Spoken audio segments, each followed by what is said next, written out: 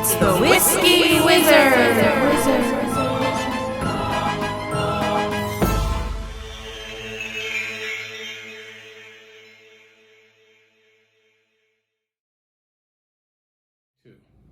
Hello and welcome to the Whiskey Wizard, where we say that whiskey making takes scientific knowledge, an artisan's skill and dedication, and a bit of the wizard's alchemy of light, air, earth, and fire. So it's Scotch Whiskey Month on the Whiskey Roundtable, and tonight we're going to discuss the Islay region of Scotland. You know, where you come from can sometimes have a huge impact on who you are, and the same can be said for whiskey. And that's particularly true with Scotch whiskey. Origin correlates with certain defining characteristics that will appeal to different people and their tastes. Where a whiskey is made can also tell you how it was made, how long it was left to mature, and where the barley used in the whiskey came from. Islay whiskeys taste quite a bit different from other whiskey regions. And I've noted that one island whiskey, or part of the Highlands even, can differ enough from one another to tell them apart. Islay whiskey is my favorite Scottish whiskey region, and that's why we're doing this whole episode on it. Islay is one of the southernmost of the Inner Hebridean Islands, located off the west coast of Scotland. Islay is one of 5 whiskey distilling localities and regions in Scotland whose identity is protected by law. If you meet up with an Islay whiskey, you'll likely note its peaty, smoky aroma. Classic examples include Lafroig, Lagavulin, and Ardbeg. In total, there are 9 active distilleries on the island, with one recently completed. Islay measures only 25 by 15 miles, and the whiskey industry is Islay's second largest employer after agriculture. Islay is a mecca of Scotch whiskey tourism and hosts a festival of malt and music each year on the last week of May, with events and tastings celebrating the cultural heritage of the island. Some sources indicate that Irish monks may have been the first to distill whiskey on the island in the early 1300s. Again, geographically, Islay is quite close to Northern Ireland. Islay was known for ages as being a fertile island for growing barley, with excellent pure water sources and plenty of peat. The island had everything in favor to distill whiskey. Islay is very largely composed of peat, layer upon layer of sphagnum mosses and other bog vegetation that have been rotting away for millennia and created the dense black banks of peat, which are used for fuel and most notably for making whiskey, as it is used for drying barley during the malting process, adding this pungent aromatic quality to the whiskey. I'm told that most of the water on Islay is brown, even the water in the burns and glens is brown, and winter gales drive salt spray far inland, and this saturates the peat, which is dried again by the briny sea breeze. According to Visit Scotland, most of Islay's original distilleries started as small farm efforts hid in remote areas, even caves, in the 17th century to evade the king's taxman when he came around. Of course, Islay has great reserves of peat, which has been the principal fuel source for its inhabitants for centuries.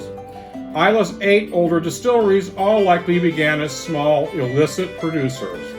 All were built near water since grain was shipped on boats and the finished whiskey was transported via water. For a long time, Islay whiskey was primarily aged in sherry casks, but in the 1900s, bourbon casks from the U.S. became the prominent choice, and this remains the case today. Port Ellen Malting does most of the barley malting on the island these days, custom malting to each distillery's unique specifications, although Lafroig, Bowmore, and Kilcolman still have their own malting floors. The whiskies of the distilleries along the southeastern coast of the island, Lafroig, Lagavulin, and Ardbeg, have a smoky character derived from this peat, considered to be a central characteristic of the Islay malts. And it's also said to find its way into the water from which the whiskey is made, but mostly peating levels come from the peat smoke used to dry the malted barley. Many say Islay peated whiskeys have a medicinal flavor. I get that, I guess, and they also can be noted to possess notes of iodine, seaweed, and sea salt. Colilla on the northern side of the island across from Jura also produces a strongly peated whiskey.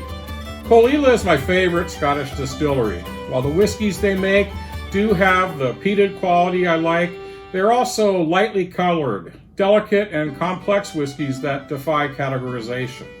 Except, of course, that Islay is clearly in their DNA. They offer intriguing subtlety and richness. The Colilla 18 is perhaps my favorite whiskey of all, meaning, I guess, it is a 5 on the Whiskey Roundtable rating scale. It is noteworthy that trees on Islay are scattered and the peat is free of rotting wood. Normal peat bogs are invaded by trees, and periodic fires kill the encroaching tree line. Islay peat is considered to be simply the best for Scots production. The other distilleries on the island include Clunahabahane, which makes much lighter whiskeys that are more lightly peated. Bowmore, which began in 1779, produces a whiskey which is well balanced, using a medium-strong peating level at 25 parts per million, but also favors using sherry cask maturation. The Kilchoman distillery is relatively new, starting up in 2005. It is in a location unlike other distilleries, which are all by the sea. I like their deeply stated Islay character, dark, full-bodied, earthy, and oceanic. The newest distillery on Islay is Ardnahoe, the island's 9th, which opened in 2019. Of course, Laphroaig and Ardbeg are considered by many to be quintessential Islay. Richly peated with soft but persistent smoke presence and seaside brine. But like many Islas, this spirited quality is typically balanced by vanilla, caramel, rich oak, and light orchard fruits. We must mention Lagavulin. Lagavulin has these qualities, but with a more pronounced smoke, peat, and sea salt. It reminds me of being beside a campfire on a windy seaside cliff, enjoying a sweet biscuit with dried beef and smoked oysters. You simply have to taste it to believe it. For many Scotch lovers, the Lagavulin 16 defines the peaty, smoky, full-bodied end of the whiskey flavor continuum. To me, if you want complexity in your whiskey, you'd better experience what these Islay whiskeys have to offer. I admit they are not for everyone, but I've noticed the longer someone has been into Scottish whiskey, the more likely it is they'll rank Islay whiskeys among their favorites. This is Douglas Dunbar, the Whiskey Wizard, for the Whiskey Roundtable. Cheers, Slán Java, and now